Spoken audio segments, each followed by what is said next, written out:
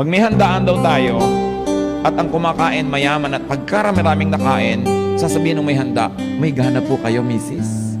Di ba? May gana kasi mayaman. Ngayon, pag mahirap yung kumakain, maraming kinakain, sabi magpatay gutom. Pareho lang na may kinakain yon, pero yung iba yung paningin mo sa mayaman at saka sa mahirap. That is oppressive.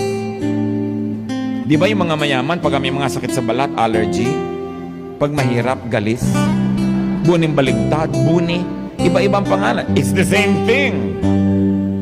But then we oppress people who are weak or weaker than we are. And that's what the Lord hates. The Bible hates oppression. So mas mahirap ang tao, mas mukhang walang ranggo, mas mukhang walang sinasabi sa buhay, mas irerespeto mo. Kasi mas manipis yun. Mas maramdamin. Mas